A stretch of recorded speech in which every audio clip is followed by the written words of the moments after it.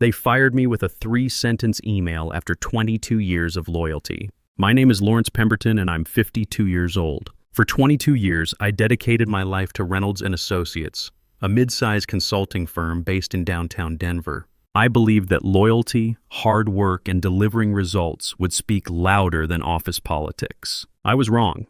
I started there fresh out of University of Colorado's Business School in 2002, 30 years old and hungry to prove myself. Over the years, I climbed from junior analyst to senior vice president of strategic partnerships. I had a corner office on the 28th floor with a view of the Rocky Mountains. My annual salary was $295,000, plus bonuses that could reach another $165,000 in good years. Not bad for a kid from Akron who grew up in a 2-bedroom house with parents who both worked factory jobs. The company specialized in corporate restructuring and merger advisory services. We weren't Goldman Sachs, but we had carved out a solid niche in the Mountain West market. Our clients trusted us because we delivered, and for over 2 decades, I was one of the main reasons why. If you enjoy stories of cold-blooded revenge and gripping plot twists like this video, and subscribe to the channel now. There are brand new unreleased stories here every day, each one more intense than the last. Gregory Ashford became CEO in 2020. At 61, he was everything I wasn't. Politically savvy, charming with investors, and ruthless when it suited him. He had silver hair that he kept perfectly styled, wore $2,000 suits, and drove a black BMW X7 worth over $125,000. I respected his business acumen, but I never fully trusted him. There was something in his eyes during board meetings, a calculating coldness that made me uncomfortable. The opportunity that changed everything came in February of 2024. Apex Technologies, a software company based in Dallas, was looking to acquire a smaller firm to expand their operations into the financial services sector. The total deal value was just over $1. $4 billion, the largest merger our company had ever handled. Gregory saw dollar signs. The commission alone would be worth $16. $8 million to Reynolds & Associates. He assigned me to lead the due diligence process. For 7 months, I worked 18-hour days reviewing financial statements, conducting management interviews, and coordinating with lawyers from both sides. I flew to Dallas 11 times, spending countless hours in conference rooms that smelled like stale coffee and desperation. My wife, Rebecca, barely saw me during those months. Our 17-year-old daughter, Sophie, started calling me the ghost dad because I was never home for dinner. But I didn't complain. This was what I lived for, the complex dance of corporate negotiations. The satisfaction of solving problems that others couldn't handle. I was good at my job, and I knew it. Now here's something most people don't understand about corporate mergers. The amount of documentation is staggering. Every email, every phone call, every meeting, it all gets recorded and filed away. Over the years, I'd learned to keep my own copies of everything.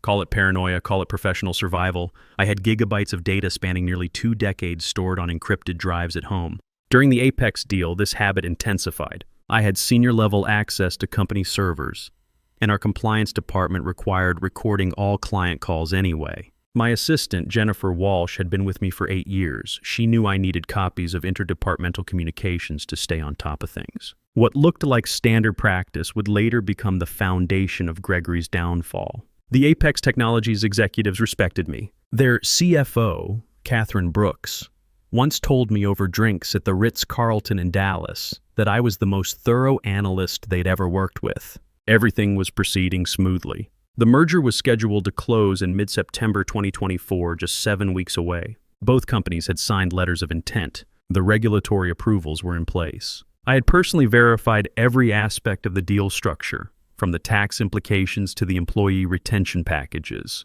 That's when Gregory decided I was a problem. On a Wednesday morning in early August 2024, I was in my office reviewing the final contract amendments when my computer chimed with a new email. The sender was Gregory's assistant, Margaret Fuller. The subject line read, "Employment Status Update." I opened it expecting some routine HR communication about vacation policies or the company picnic. Instead, I found 4 sentences that would change my life forever. Dear Mr. Pemberton, effective immediately, your employment with Reynolds & Associates has been terminated. Please collect your personal belongings and surrender your company equipment to security before leaving the building today. A severance package will be discussed separately. Yours truly, Margaret Fuller, Executive Assistant to the CEO.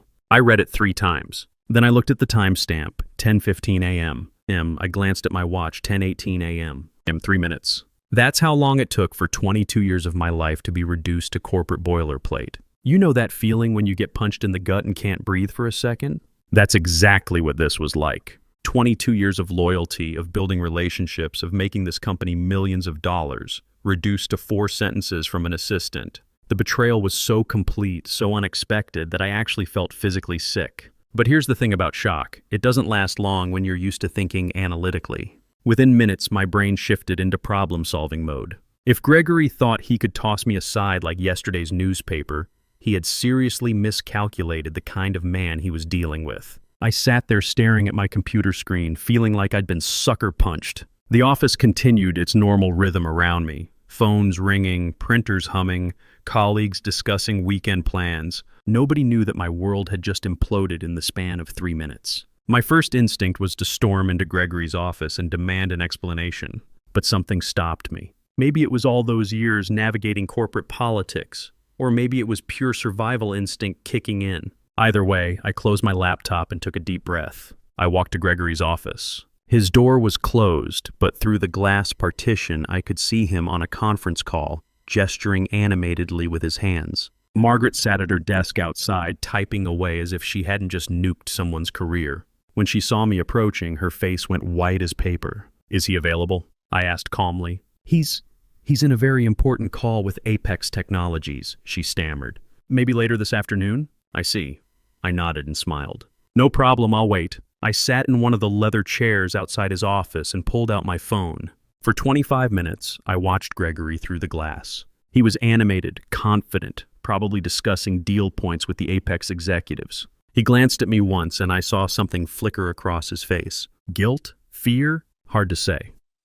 When he finally emerged from his office, straightening his tie, he looked genuinely surprised to see me still sitting there.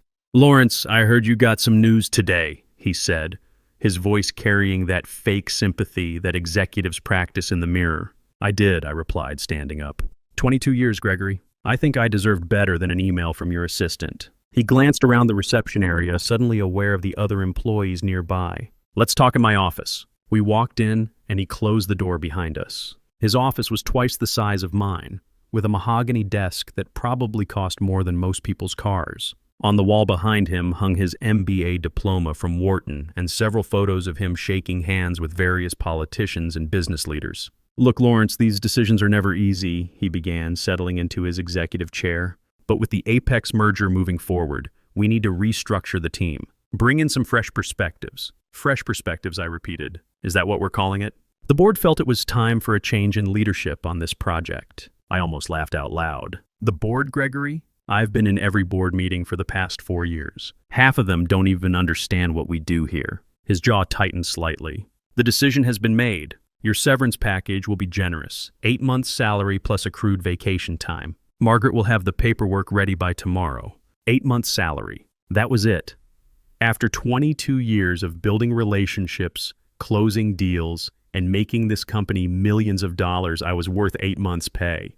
"I understand," I said quietly. He looked surprised at my calm response. "Good. I'm glad you're taking this professionally. Of course, I've learned a lot working here." I stood up and extended my hand. "I wish you and the company all the best with the Apex deal." He shook my hand, relief washing over his face. "I appreciate that, Lawrence. I really do."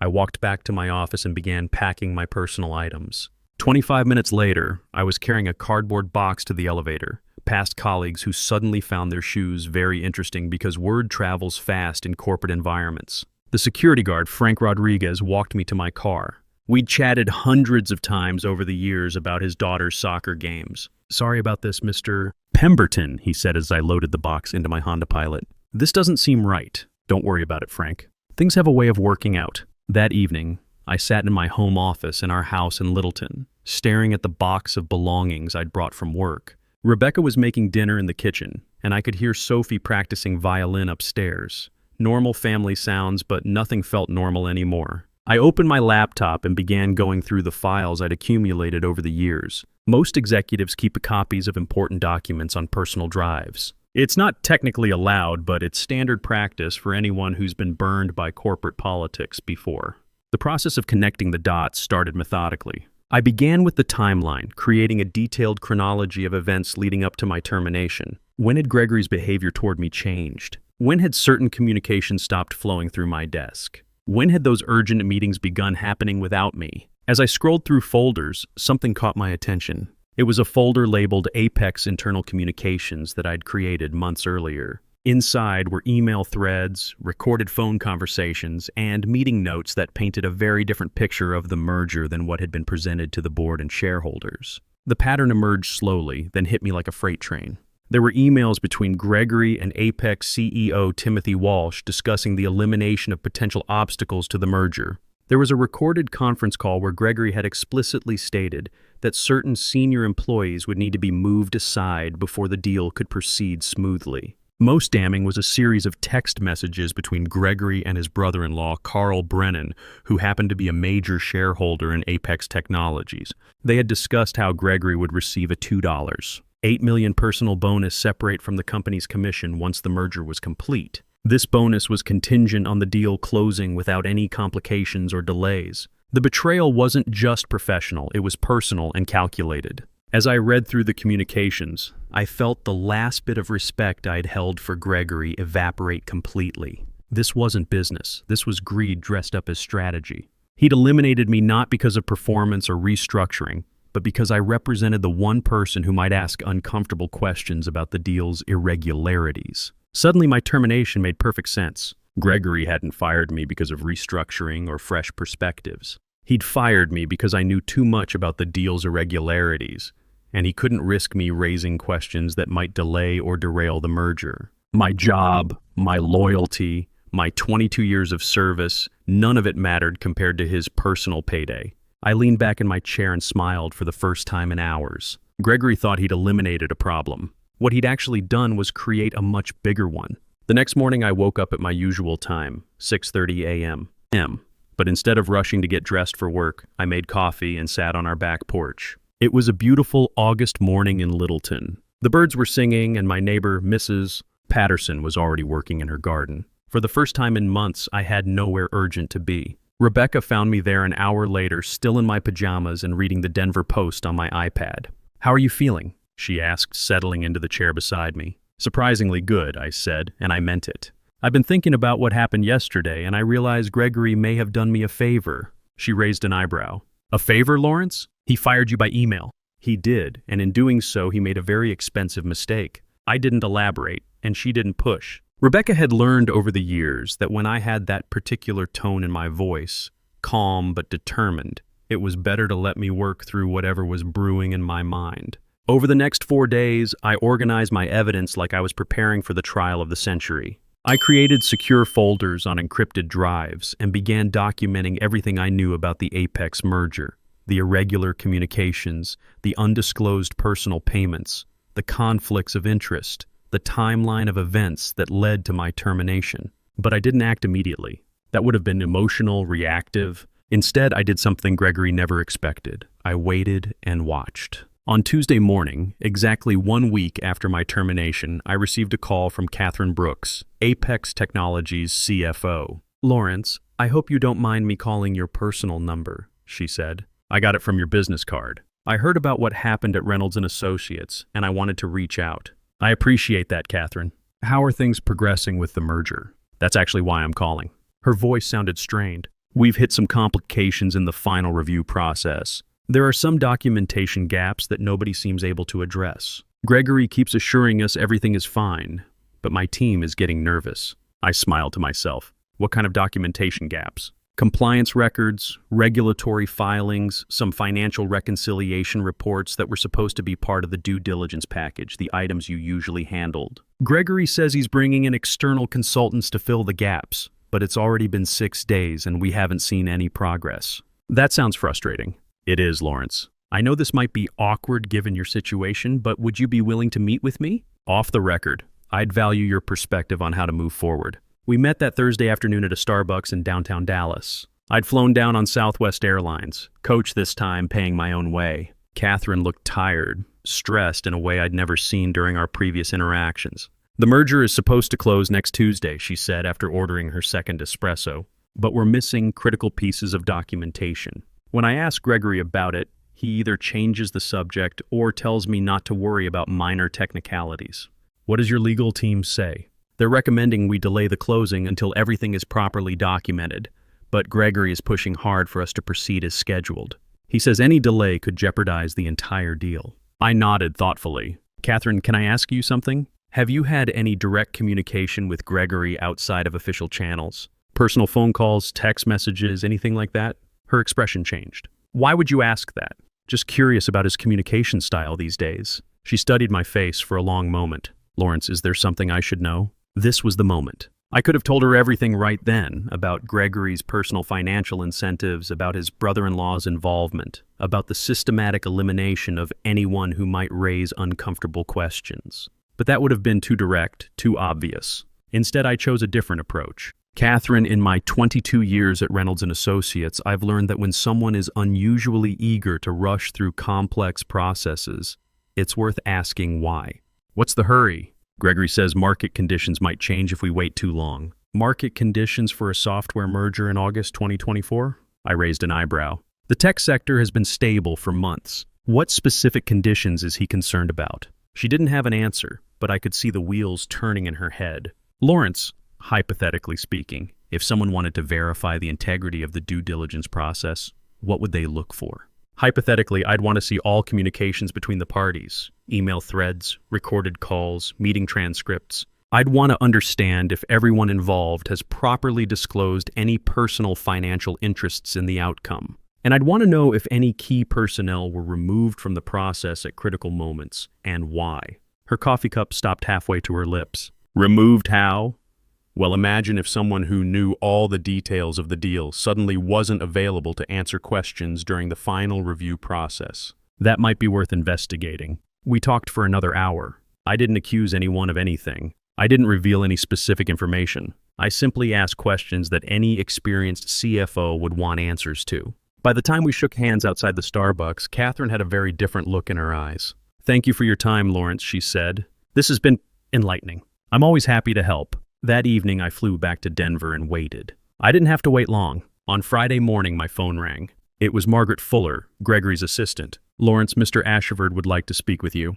Are you available for a call this afternoon? Of course, I said. What time works for him? He'd prefer to meet in person. Could you come to the office around 3 p.m.? Interesting.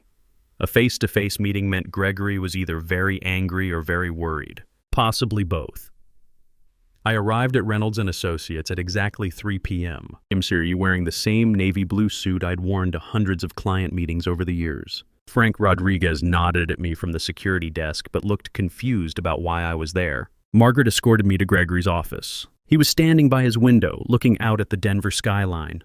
When he turned around, I could see the stress written all over his face. His usually perfect hair was slightly disheveled, and his expensive suit couldn't hide the tension in his shoulders. Lawrence, thank you for coming in. His voice was carefully controlled, but I could hear the strain underneath. No problem. What can I do for you? I understand you had coffee with Catherine Brooks yesterday. There it was. Someone had told him about our meeting. I wasn't surprised. In corporate deals this size, information travels at the speed of light. I confirmed. She reached out to me. We've worked together for months, so it seemed natural for her to want to discuss the transition. What did you discuss? I pretended to think about it. She mentioned some documentation concerns, gaps in the due diligence package. She seemed stressed about the timeline. Gregory's jaw tightened almost imperceptibly. And what did you tell her? I told her that these kinds of issues are normal in complex mergers. I suggested she work with the current team to resolve any concerns. He relaxed slightly. Good, that's good advice. But then I added, I did mention that if she had specific questions about documentation I'd prepared over the past few months, she might want to request access to all the original files, just to ensure nothing was missed in the transition. The color drained from Gregory's face like someone had pulled a plug. Gregory stared at me for what felt like an eternity. I could practically hear the gears grinding in his head as he processed what I'd just said. Access to all the original files. He knew exactly what that meant. Lawrence, I think there may have been a misunderstanding about your termination, he said finally, attempting to regain his composure. Perhaps we acted too hastily. The company could benefit from your continued involvement in the Apex merger. Really? Last week you told me the board wanted fresh perspectives. Yes, well, the board has reconsidered. We'd like to offer you a consulting position. Same salary, full benefits, just until the merger closes. I pretended to think about it. That's generous, Gregory, but I'm not sure I'm the right fit anymore. Of course you are. You know this deal better than anyone. His voice had taken on a desperate edge. Name your price. It's not about money. Then what? What do you want? I looked him straight in the eye. I want the truth. His face went pale again. I don't know what you mean. I think you do. We stared at each other across his mahogany desk. In that moment, I think he realized that I knew everything about the personal payments, about his brother-in-law, about the real reason for my termination. Lawrence, whatever you think you know. My phone rang, interrupting him. It was Catherine Brooks. Excuse me, I said to Gregory, then answered the call. Hi, Catherine. Lawrence, I'm sorry to bother you, but we need to talk urgently. Can you meet me tomorrow morning? I have some questions about the documentation you mentioned. Of course, what time? 8 a.m. at our Dallas office. I'll be there. I hung up and looked at Gregory. He was gripping the edge of his desk so tightly his knuckles had turned white. That was Catherine Brooks, I said casually. She wants to discuss some documentation issues. Apparently, the gaps are bigger than initially thought. Gregory stood up abruptly. Lawrence, I need you to understand something. This merger is critical for everyone at this company. If it falls through, we'll have to lay off 35% of our staff. Good people will lose their jobs. That would be unfortunate. These are people with families, mortgages, kids in college. Don't let your personal feelings about me hurt innocent people. I stood up as well. Gregory, I've never let personal feelings interfere with business decisions. That's the difference between us. I walked toward the door, then paused. Oh, and Gregory, you might want to prepare some answers for Catherine's questions. She strikes me as the thorough type. I left him standing there in his office, probably calculating how quickly his world was about to collapse. The next morning, I flew to Dallas for what turned out to be the most satisfying meeting of my career. Catherine had assembled her entire legal and finance team in Apex Technologies' largest conference room. The walls were lined with whiteboards covered in deal timelines and financial projections. Lawrence, thank you for coming, Catherine said as I entered. After our conversation on Thursday, my team did some additional research into the merger documentation. We discovered some concerning inconsistencies. For the next 3 hours, I answered their questions with complete honesty and transparency. I walked them through every aspect of the due diligence process, explained the significance of missing documents, and provided context for communications they'd found confusing. When they asked about conflicts of interest, I told them about Gregory's undisclosed personal financial incentives. When they asked about the timeline for my termination, I explained how it coincided with their final review requests. When they asked if I had documentation to support my statements, I told them I'd be happy to provide whatever they needed. By noon, Catherine's team had made their decision. We're postponing the merger indefinitely, Catherine announced, pending a full investigation into the circumstances surrounding this deal. I flew back to Denver that afternoon feeling lighter than I had in years. My phone was buzzing constantly with calls from Gregory, Margaret, and even some board members, but I didn't answer. There was nothing left to discuss. The story broke in the Denver Business Journal the following Wednesday. Reynolds and Associates CEO under investigation for merger fraud. The article detailed the undisclosed conflicts of interest, the suspicious timing of key personnel changes, and the documentation irregularities that had derailed the $1.4 billion deal. By the end of that week, Gregory had been terminated by the board and was facing SEC investigations. The merger with Apex Technologies was officially canceled. Reynolds and Associates' stock price dropped 45%, and the company was forced to lay off 75 employees. But here's the interesting part. Apex Technologies offered me a position as their Director of Strategic Acquisitions. My starting salary was $340,000 plus a signing bonus of $95,000. They wanted someone with integrity to lead their future merger activities. I accepted. On my first day at Apex Technologies in early September 2024, I received an email from Margaret Fuller. She'd been let go when Reynolds and Associates downsized, but she'd found a new job with a smaller consulting firm. Her message was brief, Mr. Pemberton, I wanted you to know that I never felt right about sending that termination email. I'm glad things worked out for you. You always treated everyone with respect, regardless of their position. That's rare in corporate America. I replied with a simple, thank you, Margaret. I wish you all the best in your new role. 2 weeks later, I ran into Frank Rodriguez, the security guard from Reynolds and Associates, at a Broncos game. He'd found work at a downtown law firm and seemed happy. Mr. Pemberton, he called out as I walked past his section. "How are you doing?" "Great, Frank. How about you?" "Can't complain." He leaned closer and lowered his voice. "Hey, I heard about what happened with Mr. Ashford and all that business. Crazy stuff. It was certainly unexpected. Between you and me, a lot of us saw it coming. Guy always acted like he was better than everyone else. But you always remembered my daughter's name, asked about her games.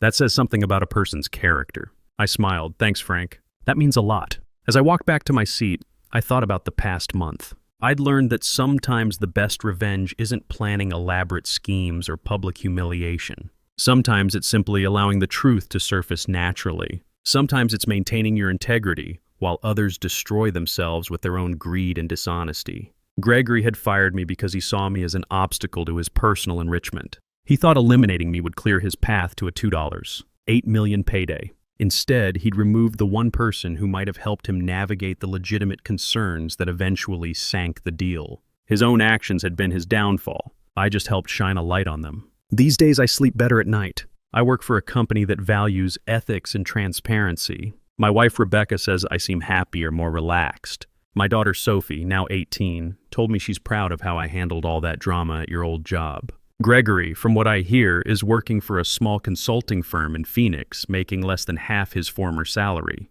The SEC investigation resulted in fines and professional sanctions that effectively ended his corporate career. I don't take pleasure in his misfortune, but I also don't regret the choices I made. In business, as in life, integrity isn't just about doing the right thing when people are watching. It's about building a foundation strong enough to support you when everything else falls apart. My 22 years at Reynolds & Associates had taught me that lesson, even if I didn't realize it at the time. The truth has a way of surfacing, no matter how deeply people try to bury it. And when it does, you want to be standing on solid ground. If you enjoyed this story, please like this video and leave a comment telling me what you thought. And if you're not already subscribed to the channel, please subscribe and hit the notification bell to get alerts about new stories like this one. Thanks for watching, and I'll see you in the next video. I'm freezing. I'm bleeding. Slowly fading away. But don't worry, I'm fine.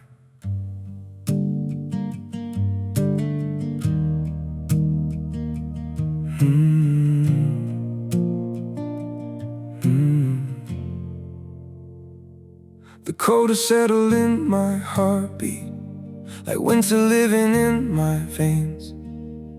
Every breath feels numb and fragile. Every smile just hides the pain.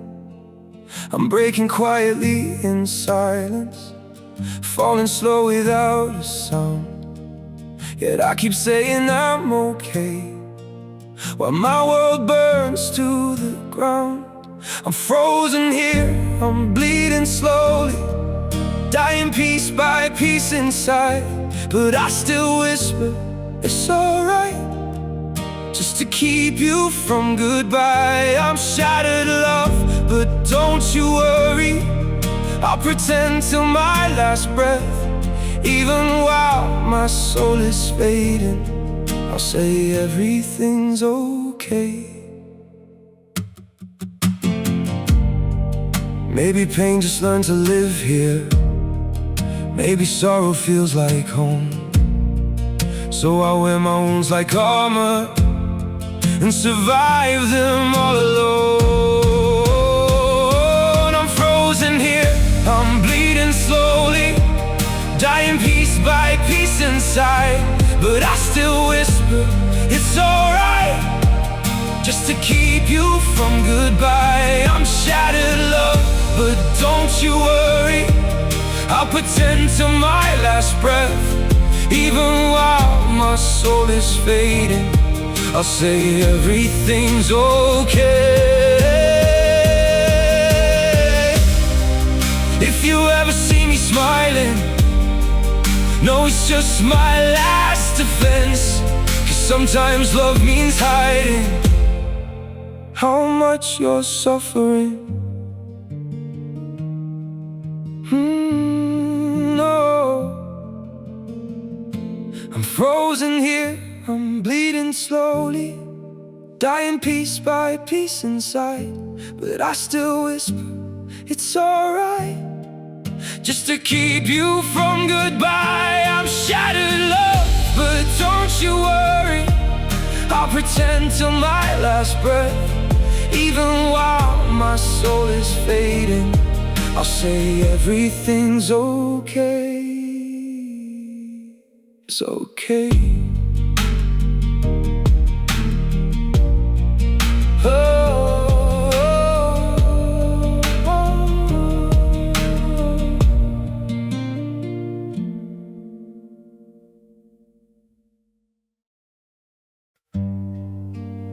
Some days feel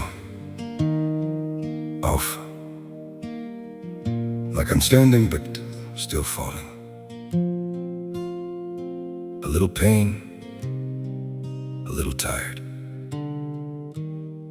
and no one to tell it all to. There are days that feel unsteady, like I'm drifting out of place.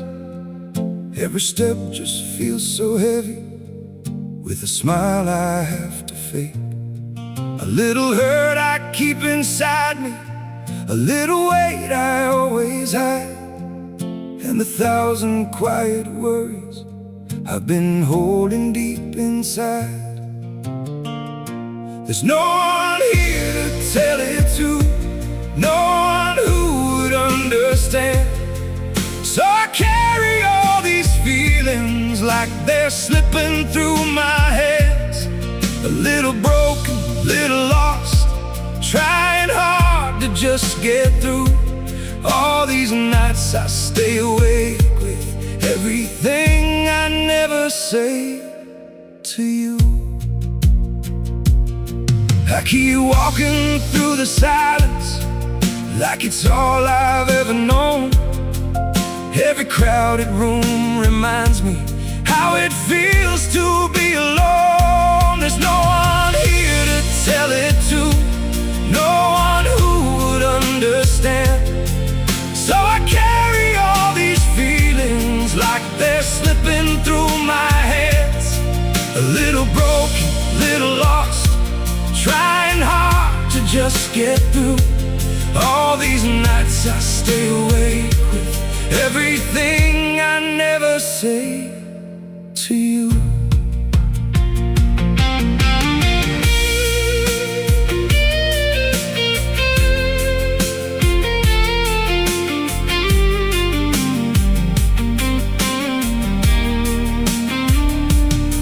Maybe one day I'll be stronger, maybe I'll learn how to speak, but for now I keep it buried in the parts of me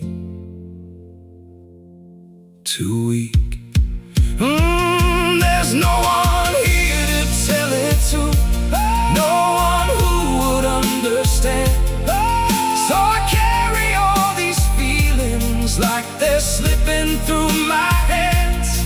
A little broken, little lost, trying hard to just get through.